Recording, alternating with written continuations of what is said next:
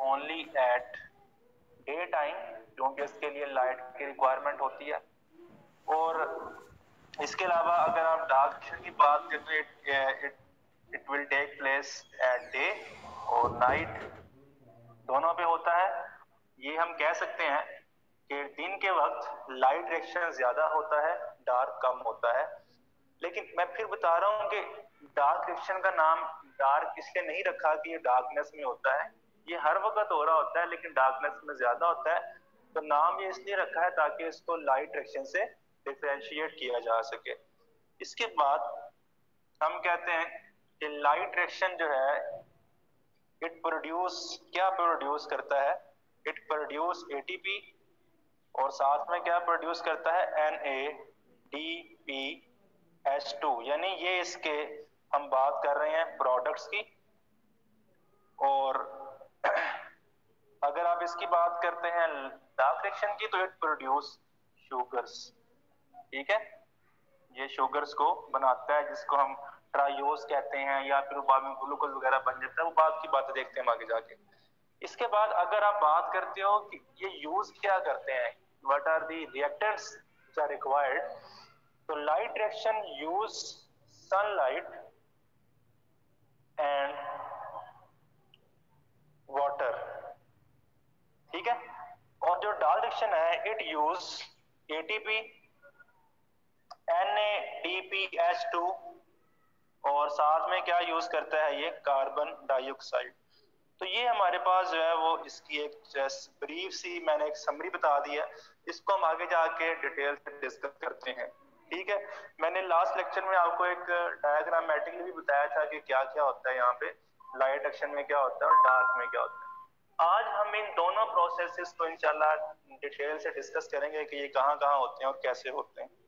So first of all हम बात करते हैं कि लोकेशन की, तो हम इसमें एक नया कॉन्सेप्ट यूज करेंगे, it is called as photo system. Now what is photo system?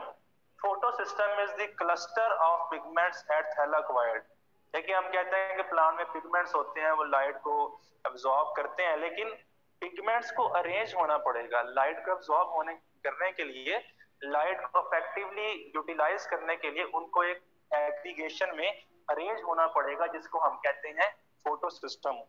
तो नाउ ये होता क्या है, मैं इसको डिफाइन कर देता हूं कि it is the cluster of pigments on thylakoid membrane.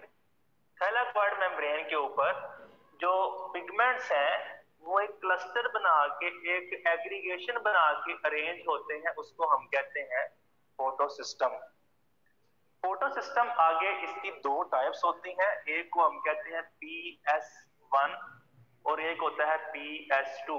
PS1 का नाम होता है P700 और दूसरा होता है PS2, इसको हम कहते हैं P680।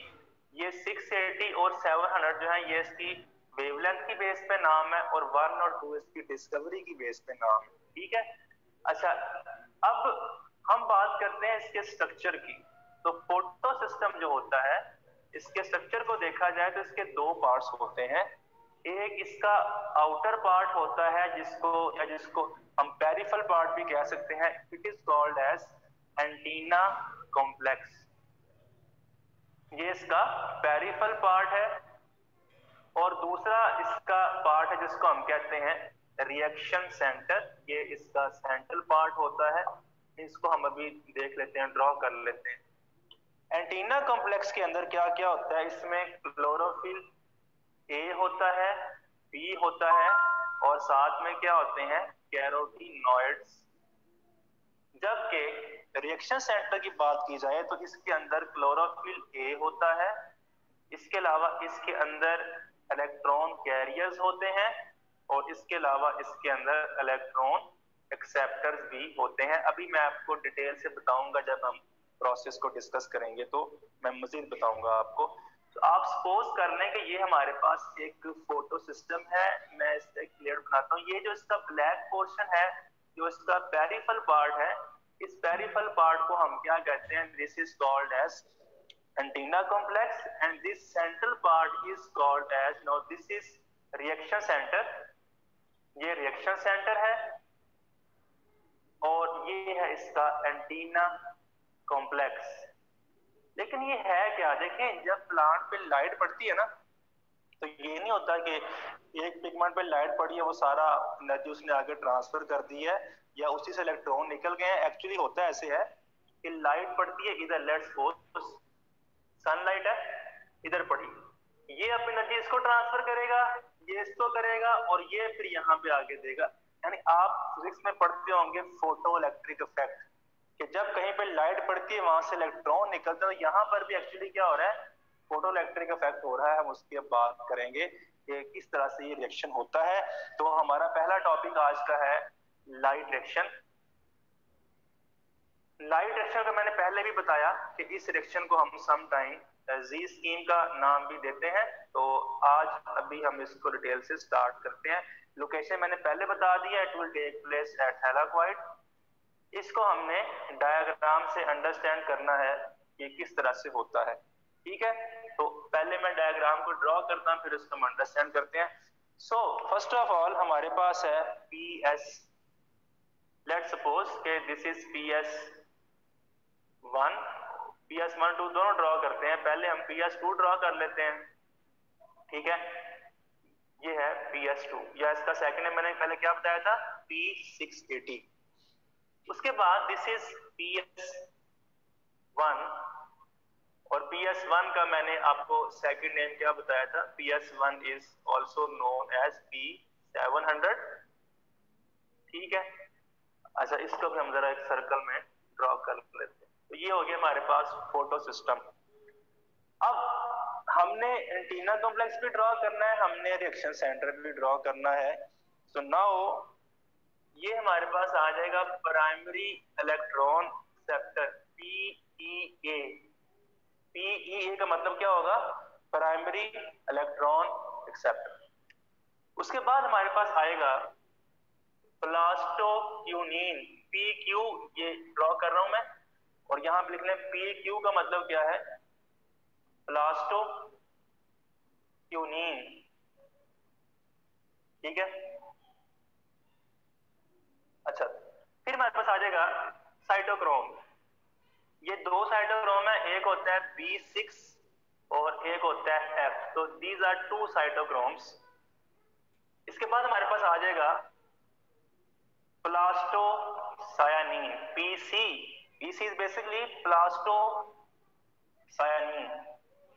अब ये सुने हैं क्या, ये क्या है, ये बेसिकली तो ये एरिया है, this is the antenna complex of PS2 और 1 2 3 4 ये चारों चीजें PS2 का रिएक्शन सेंटर है, because these are acceptors and carriers, ठीक है।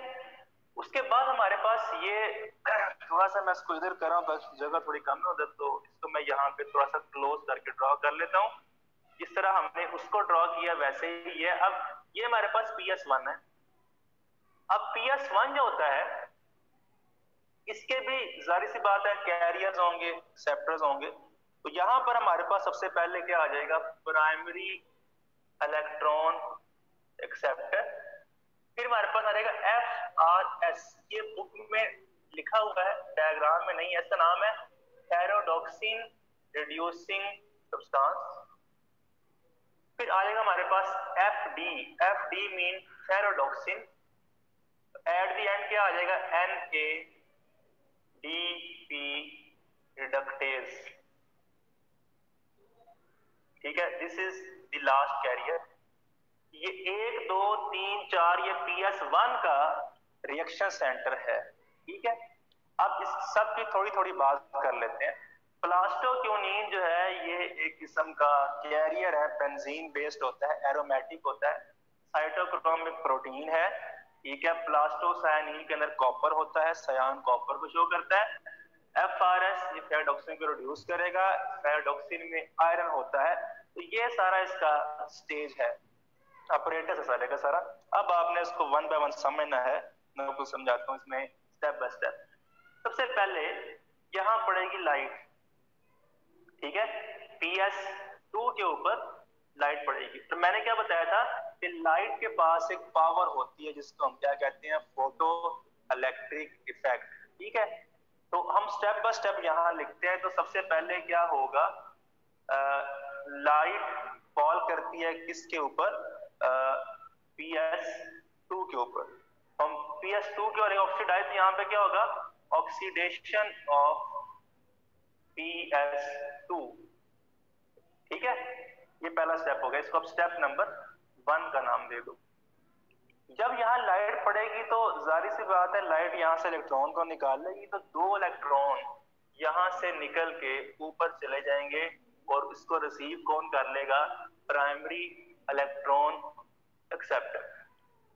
PS2 हो गया ऑक्सीडाइज। अब PS2 जो ऑक्सीडाइज हो गया, अगर हमने इसको रिकवर ना किया, अगर हमने इसकी वो जो ऑक्सीडेशन है उसको ना जो है वो मैनेज किया, तो ये डैमेज हो जाएगा।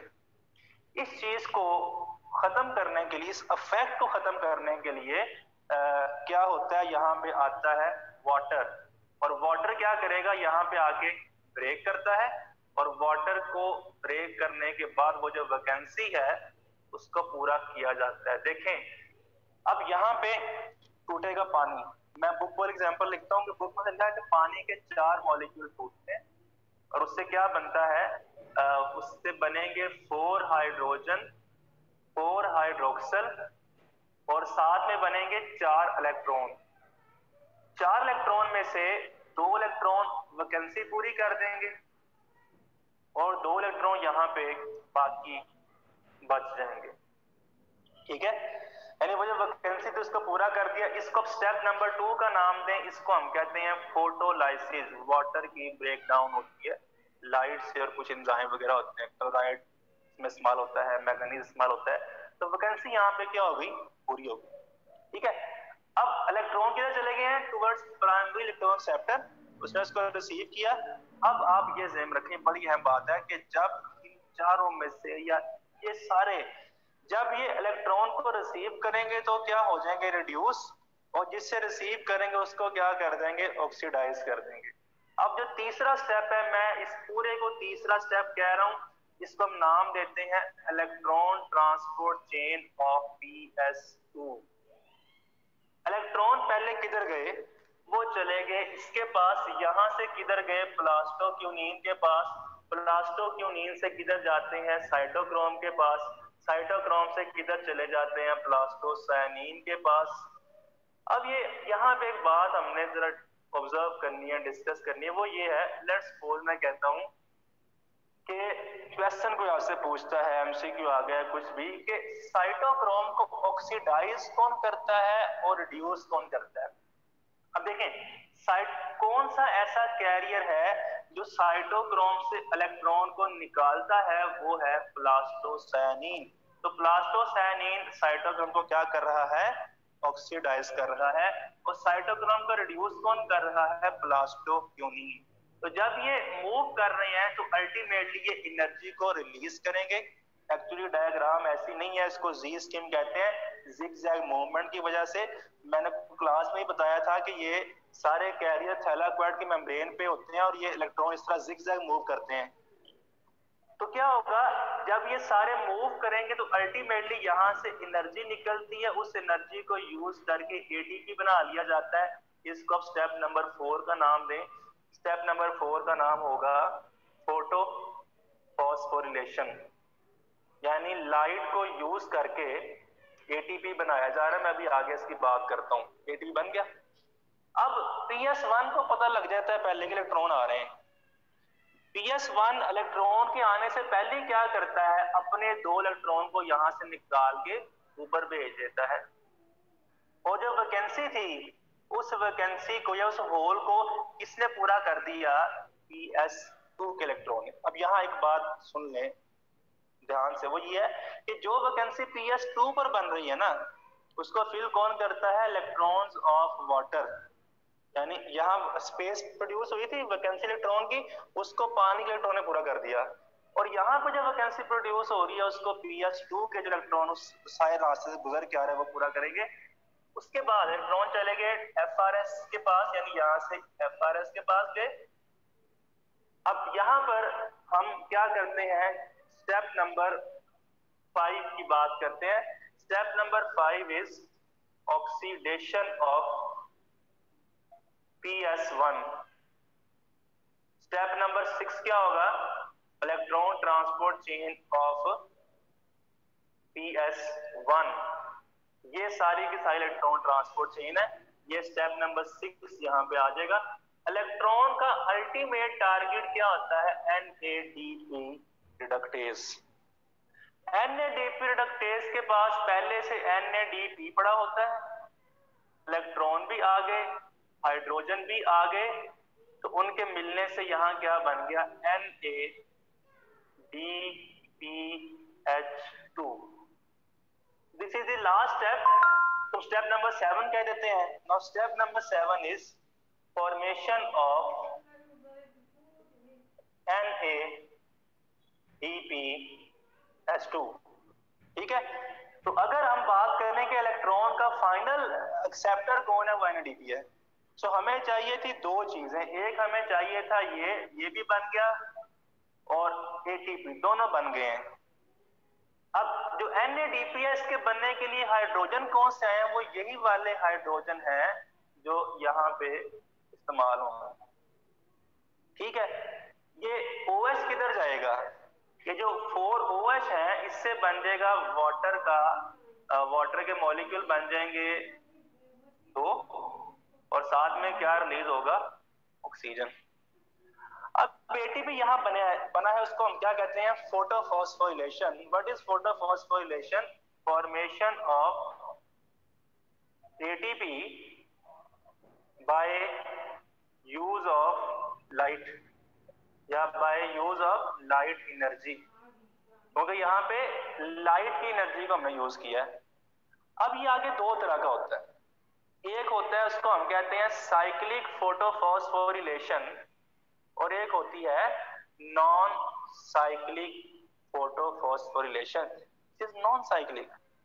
What is meant by non cyclic photophosphorylation? Non cyclic और साइक्लिक का जो वर्ड है, ये बेसिकली हमने यूज किया है इलेक्ट्रॉन के फ्लो के लिए। ठीक है, इलेक्ट्रॉन का फ्लो जो है वो हमें यहाँ पे देखना है कि इलेक्ट्रॉन किस तरह फ्लो कर रहे हैं, साइक्लिक पाथवे में फ्लो कर रहे हैं या कर रहे हैं नॉन साइक्लिक में। अच्छा, अब साइक्लिक का मतलब क्या होता है कि एक चीज जहां से स्टार्ट होती है उसी पे वापस आ जाए, स्टार्टिंग और एंडिंग सेम ही होता है साइक्लिक। अगर हम यहाँ पे बात करो, ये नॉन साइक्लिक है कि इलेक्ट्रॉन चलता है इधर से लेकिन यहाँ वापस नहीं आता। This is non cyclic photophosphorylation. ये क्या होता है? ATP formation by non cyclic flow of electron. ठीक है, साइक्लिक क्या होता है? साइक्लिक फोटोफॉस्फोरिलेशन क्या होती है? It is the formation of ATP by cyclic flow of electron. Cyclic में क्या होगा? साइक्लिक में ये होगा, ये साइक्लिक होता क्यों है? लेट्स सपोज, इसमें रीजन बताता हूँ। साइक्लिक तब होगा, लेट्स सपोज कि हम कहते हैं कि PS2 डैमेज हो गया या प्लांट में ATP कम हो गया, तब इन दोनों केस में ऐसा होता है। साइक्लिक में इलेक्ट्रॉन फेरोडॉक्सिन से दोबारा वापस किधर जाते हैं? प्लास्टोक्यूनिन में। मैं आपके लिए इसको अलग से लिख देता हूं, साइक्लिक वाले की डायग्राम ही अलग बना देते हैं। साइक्लिक में इलेक्ट्रॉन PS1 से किधर जाते हैं? ऑब्वियसली FRS के पास जाएंगे। FRS के पास किधर जाएंगे? फेरोडॉक्सिन के पास। फेरोडॉक्सिन से वो आगे नहीं जाएंगे, फेरोडॉक्सिन से वो वापस किधर जाएंगे? प्लास्टोक्यूनिन के पास। प्लास्टोक्यूनिन के बाद वो जाएंगे साइटोक्रोम के पास। साइटोक्रोम से वो जाएंगे प्लास्टोसायानिन के पास, और दोबारा किधर आ जाएंगे? PS1 के पास। यानी अगर मैं इसको यहाँ पे लेबल करूं तो ये वाला पाथवे सारे के सारे, this pathway is called as cyclic photophosphorylation. इसमें क्या होगा? ओनली ATP इज प्रोड्यूस्ड, सिर्फ ATP बनेगा, नो वाटर इज यूज्ड, पानी इसमें इस्तेमाल नहीं होगा। That is all about light reaction. तो जैसे ही लाइट रिएक्शन कंप्लीट होगा, अब स्टार्ट क्या हो जाएगा, डार्क रिएक्शन। डार्क रिएक्शन क्या होता है, इसको हम पहले डिफाइन करते हैं। It is the step of photosynthesis that produce ATP, sorry, sugars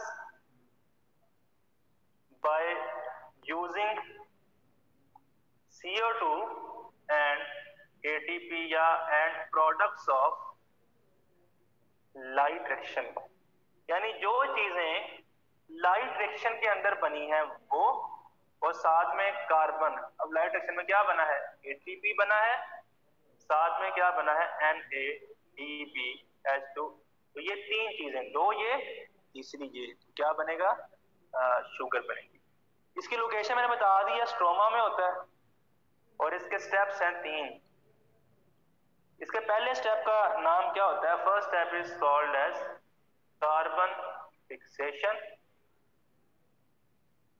second step इसका होता है रिडक्शन, और इसका थर्ड स्टेप क्या होता है, रीजनरेशन ऑफ राइबोलोज बिसफॉस्फेट। ये हमारे पास के टोटल 3 स्टेप्स हैं। इसको भी हम, ये जो दोनों टॉपिक्स हैं, ये आपने डायग्राम से ज्यादा अंडरस्टैंड करने हैं, डायग्राम पे फोकस करना है। डायग्राम समझ आ जाएगी तो आपको बुक में थ्योरी है उसको ऐसे समझना नहीं पड़ेगा। लेकिन फर्स्ट करें कि हमारे पास ये सारे का सारा है केल्विन साइकिल। स्टार्ट करते हैं इसको। तो केल्विन साइकिल जो है वो स्टार्ट कहाँ से होगा, इसके स्टार्टिंग में एक मॉलिक्यूल होता है, उसके 5 कार्बन होते हैं, वन सर्कल में 1 कार्बन, 1 2 3 4 एंड 5। और ये इस तरह के टोटल 3 मॉलिक्यूल होते हैं। इसका नाम क्या होता है, राइबोलोज बिसफॉस्फेट। राइबोलोज बिसफॉस्फेट ये शुगर है, ये राइबोलोज है, तो राइबोस है बेसिकली ये। तो टोटल हमारे पास कितने कार्बन हो गए हैं, 15। एक में 5 है, 3 में कितने हो जाएंगे, 15। अब क्या होता है, 3 कार्बन के मॉलिक्यूल 3CO2 बाहर से आएंगे। ये पहला स्टेप अभी स्टार्ट होने लगा है। तो इनको ऐड कौन करेगा, रोबिस्को। रोबिस्को एक एंजाइम है, ये CO2 फिक्सेशन में इस्तेमाल होता है। और रोबिस्को के बारे में कहा जाता है कि दुनिया में जो सबसे ज्यादा अबंडेंट प्रोटीन है प्लांट्स में, वो रोबिस्को है, क्योंकि हर प्लांट में रोबिस्को तो होगा। तो रोबिस्को का काम क्या होता है कि कार्बन डाइऑक्साइड को इस कंपाउंड में क्या कर दे, ऐड कर दे। ठीक है, तो जब ये ऐड होगा तो एक कंपाउंड बनेगा जिसके अंदर 6 कार्बन होंगे, 1 2 3 4 5 एंड 6। यानी ये 3 कार्बन एक कार्बन के मॉलिक्यूल में ऐड हो जाएगा। लेकिन दिस कंपाउंड इज अनस्टेबल। इसको हम मेंशन नहीं करते, अक्सर बुक्स में लिखा भी नहीं होता ये सेंटर, क्योंकि ये कंपाउंड अनस्टेबल है। ये क्या करेगा, सेंटर में से ब्रेक कर देगा, और एज ए रिजल्ट क्या होगा, एज ए रिजल्ट हमारे पास एक कंपाउंड बनेगा जिसके अंदर अल्टीमेटली टोटल 3 कार्बन होंगे, यानी 3 कार्बन कंटेनिंग हमारे पास 6 मॉलिक्यूल बन जाएंगे। क्योंकि ये 3 थे ना, तो जब ये टूटा सेंटर में से तो हमारे पास 6 मॉलिक्यूल बन गए, ईच विल हैव 3 कार्बन, और इसका नाम क्या होगा, 3PG। मैं यहाँ पे इसके एब्रिविएशन लिख देता हूँ। 3PG की फुल फॉर्म है, फिर एब्रिविएशन है, वो है 3 फॉस्फो ग्लिसरेट। इसके अंदर जो 3 है, ये कार्बन का नंबर नहीं शो कर रहा, ये कार्बन की पोजीशन शो कर रहा है कि तीसरे कार्बन के ऊपर क्या लगा हुआ है, फॉस्फेट। यानी कार्बन और फॉस्फेट की पोजीशन शो कर रहा है। यहां तक पहला स्टेप क्या हो गया, कंप्लीट हो गया। This is the first step. अब ये जो कंपाउंड है ये क्या करेगा, क्योंकि हमने क्या कहा था कि कार्बन को इस्तेमाल करना है, साथ में एटीपी और NADPH2 को इस्तेमाल करना है, ठीक। अब क्या होगा अगले स्टेप के अंदर, जो एटीपी है ना वो इसमें ऐड होंगे, यहाँ पे 6 मॉलिक्यूल ऑफ एटीपी यूज होंगे। और एक बात ध्यान में रखेंगे, जब भी हम कहते हैं कि कहीं पे एटीपी यूज हो रहा है, एटीपी होने का एक मतलब ये होता है कि सिर्फ उसके फॉस्फेट यूज हो रहे हैं, नंबर 1। नंबर 2 उसकी एनर्जी मतलब, या नंबर 3 तीनों या दोनों इस्तेमाल हो रहे हैं, उसके फॉस्फेट भी और उसकी एनर्जी भी। तो जब ये यहाँ पे यूज होंगे तो कार्बन नंबर 3 पर तो पहले ही फॉस्फेट लगा हुआ था, कार्बन नंबर 1 पर भी लग जाएगा, ठीक है। कार्बन नंबर 1 पर भी फॉस्फेट लग गया, मॉलिक्यूल हो गए 6 वही। और इसका नाम क्या रहेगा, नाम रहेगा 1,3-बिसफॉस्फोग्लिसरेट। ये भी 6 मॉलिक्यूल है, मैं इसकी भी फुल फॉर्म लिख देता हूं। इसकी फुल फॉर्म है 1,3-बिसफॉस्फो। इसका मतलब होता है 2 के लिए, जब दो चीजें अटैच है ऑपोजिटली। तो 1,3-बिसफॉस्फोग्लिसरेट। अच्छा, ये सेकंड स्टेप चल रहा है अभी, ठीक है। सेकंड स्टेप को अब रिडक्शन का नाम दिया हमने। अब जो ये है हमारे पास कार्बन नंबर 1 और 3 पे फॉस्फेट है, इनमें से जो फॉस्फेट कार्बन नंबर 1 पे लगे हुए थे वो उतर जाएंगे, यानी यहां से 6 फॉस्फेट लीव कर जाएंगे, ठीक है।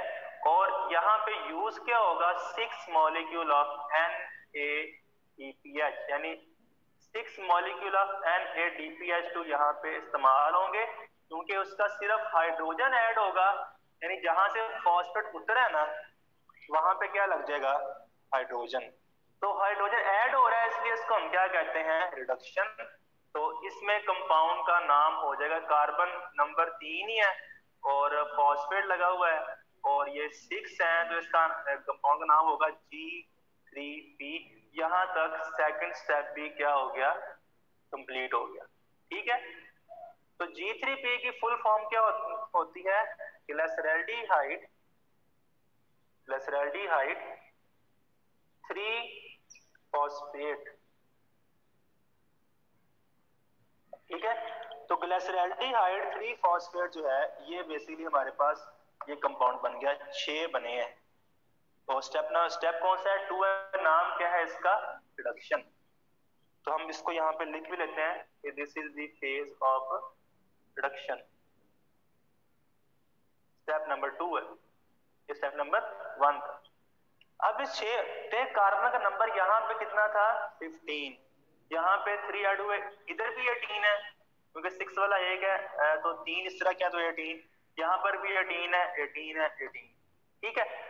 इस 6 में से एक मॉलिक्यूल यहां से लीव कर जाएगा, यानी अब आप यहाँ पे ये ध्यान में रखें कि किसी भी जगह पे फोटोसिंथेसिस में डायरेक्टली ग्लूकोज नहीं बनता, यहाँ ग्लूकोज नहीं बना। अब ये क्या बात हुई, हम तो लिखते ही ग्लूकोज है। तो बात यह है कि कैल्विन साइकिल एक दफा हुआ है तो ट्राइओस, ये है ट्राइओस,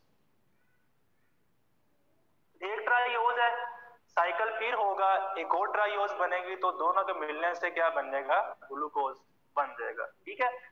6 में से एक निकल गया, 5 बच गए, तो we are left with 5 molecule of 3 carbon, और कंपाउंड का नाम स्टिल वही है जिसका नाम है G3P, ग्लिसरैल्डिहाइड 3-फॉस्फेट।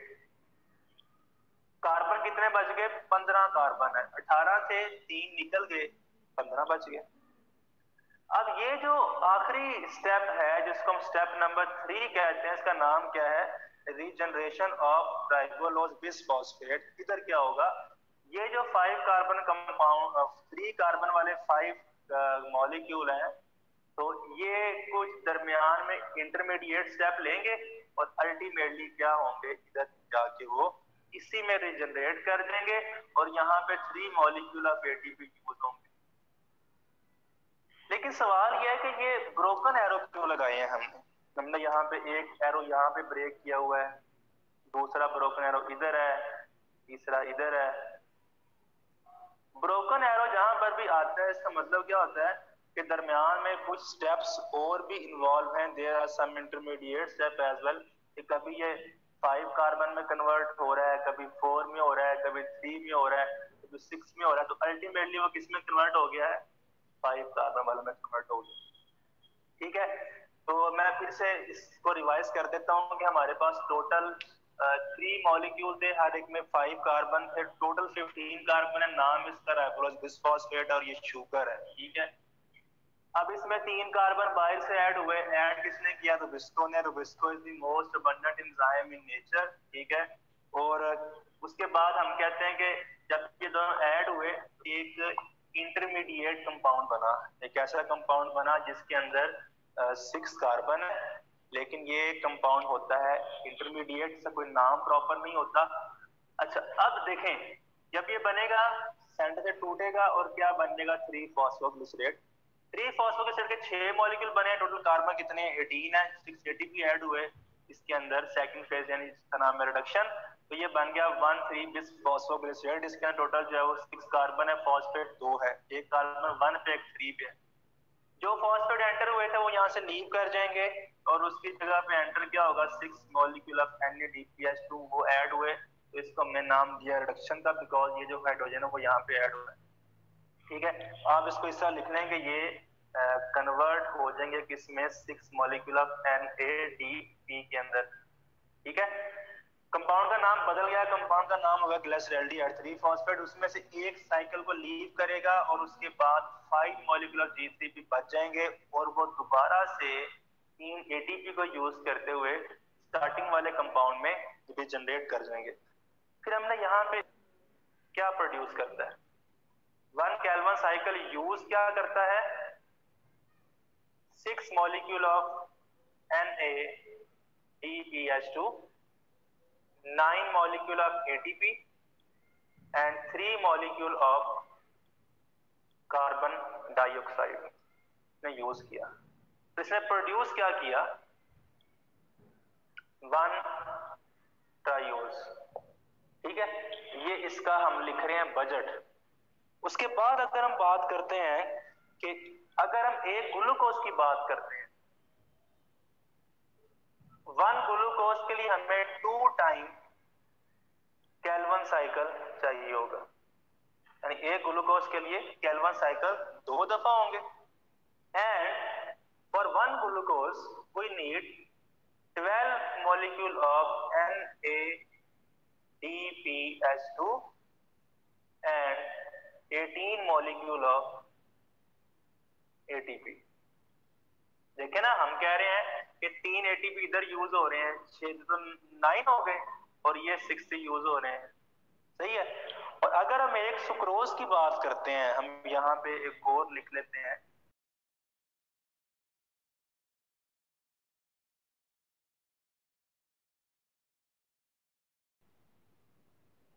It will require 4 kelvin cycles.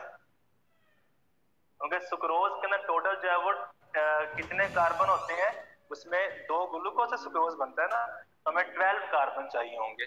तो एक साइकिल में 3 कार्बन बन रहे हैं, 4 में कितने बनेंगे, 12 बनेंगे। तो ये हो जाएंगे 24 NADPH2 and 36 ATP are required. सही है, तो ये आपने फॉर्मूला ज़हन में रखना है कि ये 1 साइकिल का है। अगर आपको ग्लूकोज चाहिए तो आप इसको 2 से मल्टीप्लाई कर देंगे, और अगर आपको सुक्रोज चाहिए है तो आप इसको जो है वो 4 से मल्टीप्लाई कर देंगे। तो इस तरह ये साइकिल जो है वो चलता जाएगा। तो नेक्स्ट लेक्चर में हम बात करेंगे रेसिपी। हमने अभी तक एक रिएक्शन जो है वो डिस्कस कर लिया है, जिसके अंदर प्लांट्स लाइट को फिक्स करते हैं, पहले उसको कन्वर्ट करते हैं कुछ कंपाउंड में जिसमें ATP NADPH है। तो हम ये कह सकते हैं कि ये दोनों कंपाउंड जो हैं, these are produced in light reaction